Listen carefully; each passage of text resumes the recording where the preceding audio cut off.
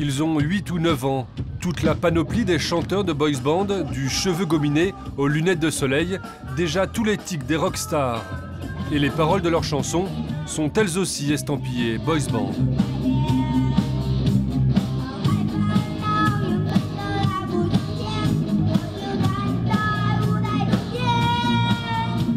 Ils chantent sur une vraie scène, en mandarin. Cela s'appelle la mandopop, la pop musique chinoise. Une petite révolution culturelle. Jusque dans les années 2000, la musique pop était interdite, considérée comme un poison capitaliste. Mais aujourd'hui, fini la censure. La Chine veut répondre au gigantesque succès des stars coréennes et japonaises. Depuis 60 ans, la musique en Chine, c'était ça.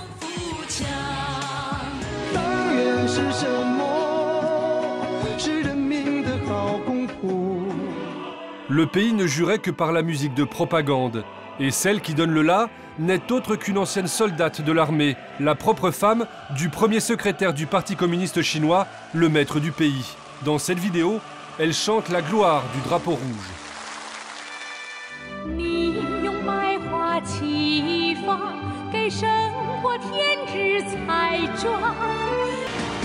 Même la première édition de The Voice en Chine n'y a pas échappé. Le vainqueur méritant a remporté la finale en chantant « Chine, je t'aime ». Mais le marché potentiel d'1,5 milliard de fans de musique pop a sans doute fait basculer les autorités chinoises. Aujourd'hui, la Chine investit dans la mandopop. Pour attraper Coréens et Japonais sur le terrain de la mièvrerie, il faut donc fabriquer en urgence des stars en série.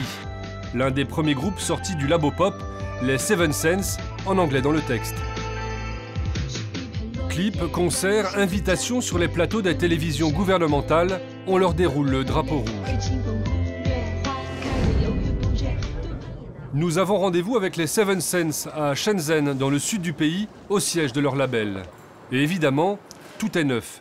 La maison de disques a été créée ex nihilo il y a quelques mois à peine. Voici leur producteur qui y croit à fond.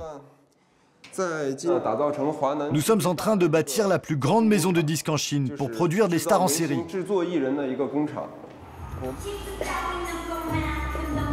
Et voilà les Seven Sense.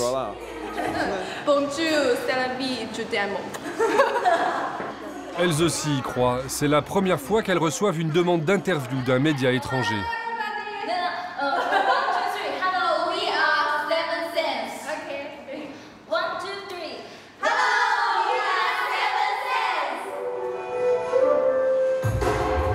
Ces jeunes filles ont un parcours atypique pour des pop stars.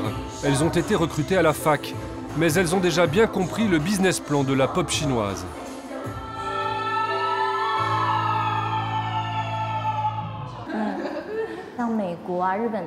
Vous savez, aux États-Unis, au Japon, ça fait des années qu'ils font de la pop. Nous, on vient seulement de commencer. Mais on travaille très dur pour combler le fossé. Notre génération, ceux qui sont nés dans les années 90, nous allons faire décoller la pop chinoise. Le producteur nous emmène au studio d'enregistrement pour nous faire écouter ce qu'il espère être le nouveau tube international des Seven Sense. Cette chanson, vous êtes les premiers à l'écouter. Ça va faire un tabac.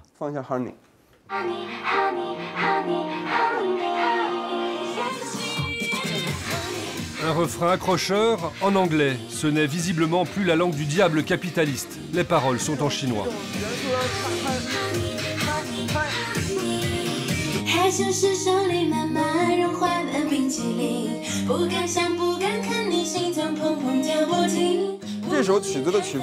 On a intégré plein d'éléments venus de l'étranger. C'est sûr que cette chanson va marcher en dehors des frontières de la Chine. On va inventer la culture de la mandopop, la pop chinoise, et on va imposer ce style. La première étape de cette révolution culturelle a lieu dans ce genre d'endroit, une académie de musique pour enfants. Nous sommes près de Pékin, dans une fabrique de stars pour tout petits, comme il y en a des dizaines dans tout le pays.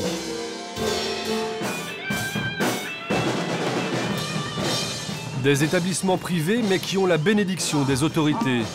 On y applique la méthode chinoise qui a fait ses preuves douteuses en gym ou en natation. Entraînement intensif dès le plus jeune âge.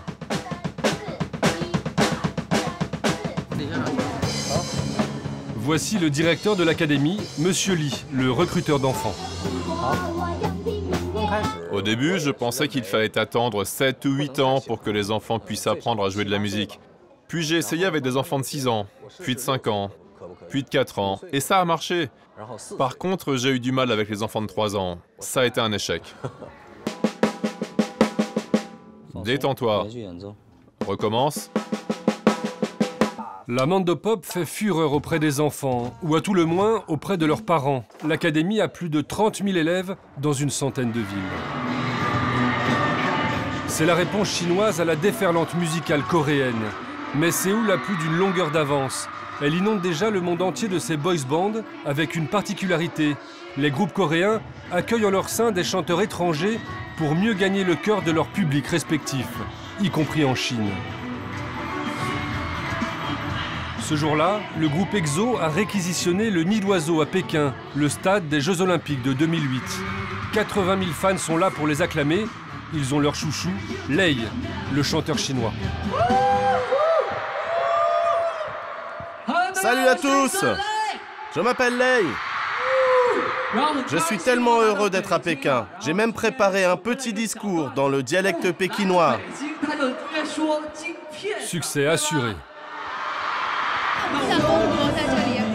Il faut qu'on trouve notre propre style, qu'on développe notre propre musique pop. Et je suis sûre qu'on va dépasser les Coréens. Un jour, notre musique sera comme la leur. Elle fera le tour du monde. Il faut juste qu'on fabrique plus de stars parce que, regardez, il y a des Chinois qui réussissent en Corée. Ça veut dire que nous ne sommes pas mauvais. Nous sommes très intelligents. Les Chinois sont les plus intelligents. Le meilleur peuple au monde. Rien que ça.